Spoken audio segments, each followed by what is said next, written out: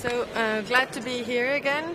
Today we're going to discuss Ukrainian issues. First of all, it's very important that we speed up the military aid to Ukraine. I think that all of us have looked to the warehouses, what we have, but we should do more, and we should give a clear signal to European defense industry to produce more.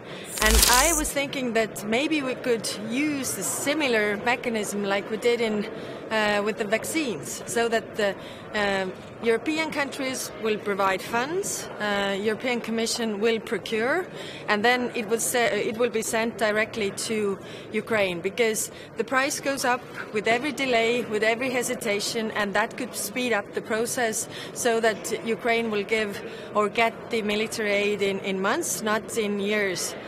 Second, we have to definitely proceed with the International Tribunal for the aggression crimes, and I don't support the hybrid tribunal because it's a trick, it's a trap to leave Putin out of this responsibility, and I think it's a very wrong message, because he's the one who is responsible, he's the one who has decided to attack Ukraine, and clearly he has to be taken also accountable for this. And third, the frozen assets. We need a European solution to proceed with the use of frozen assets.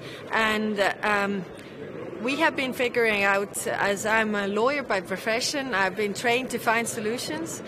So it could be done so that Russia has a claim to Europe because the assets are frozen, we have the assets.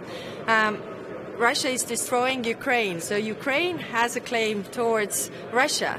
So if we give those amounts of assets that we have, or the funds that we have from those assets to Ukraine, we know that we have, Russia has a claim to us, and we can make a settlement later on, because Ukraine has a claim towards Russia to repair what they have caused, all the damages in Ukraine. So it could be done in this way.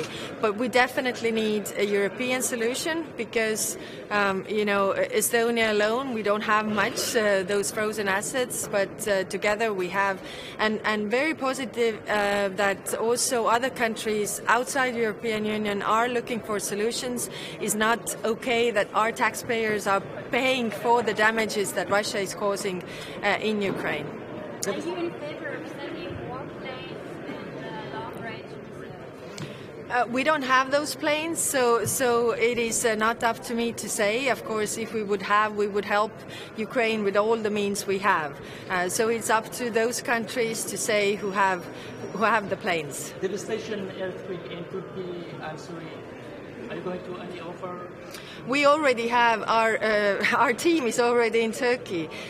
We sent the team already 2 days ago. Estonia is small; we can make decisions fast. So we sent 45 rescue workers together with their equipment to Turkey already 2 days ago. How about Syria? We have sent to Turkey 45, not to Syria. Yes.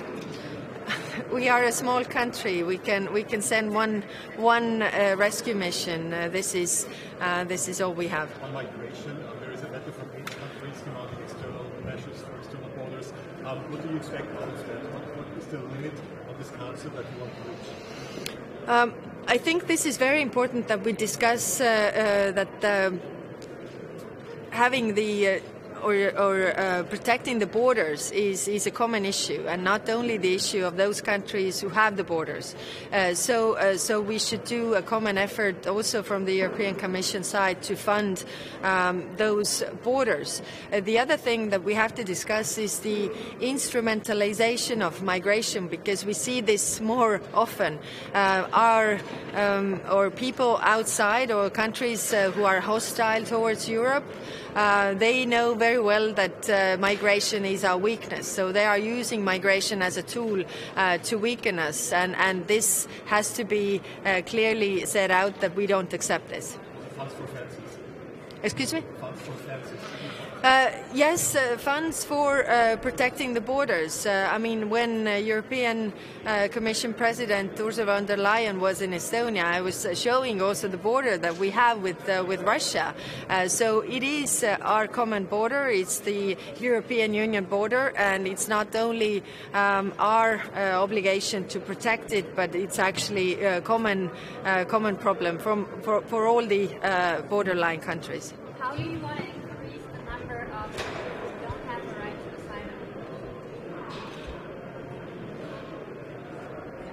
asylum? The question actually is about really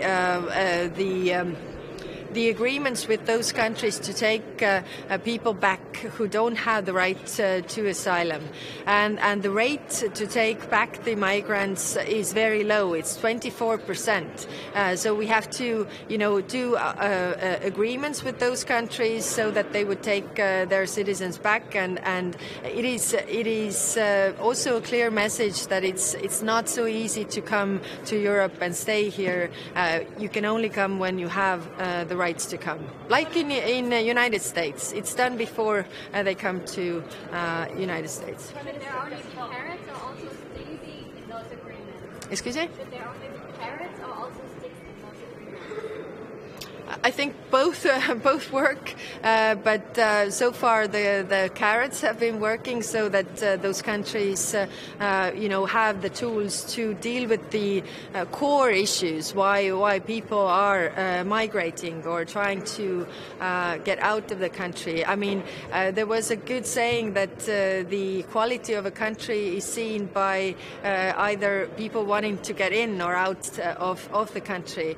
Coming from the occupied territories of Soviet Union, I know this very well, that everybody wanted to get out, nobody wanted to get in, really. President Yes. Zelensky is joining.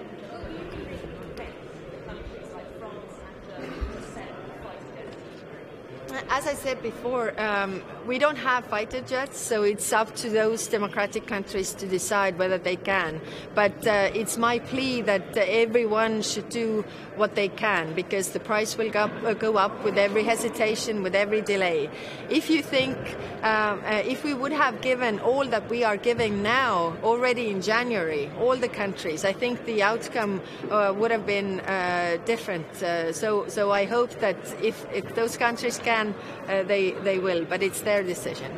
Okay. President Zelensky is joining today. Is there anything left you can promise to him? The accountability, I mean the tribunal and the promise that people who are responsible for this are taken accountable, are held accountable. I think this is very important, and also the message that we will try to do everything possible to help Ukraine rebuild Ukraine afterwards, and that also includes the reparations from Russia to rebuild Ukraine, and therefore the use of frozen assets. And what we are also doing is sanctioning or criminalizing also the circumvention of sanctions. I think this is also very important. Not that only that we put in place the sanctions, but the sanctions are not circumvented and they really work. We know from our intelligence that the sanctions hurt, and actually Russian economy is suffering, and that is important that the war machine is not fueled any possible way. Okay, thank you.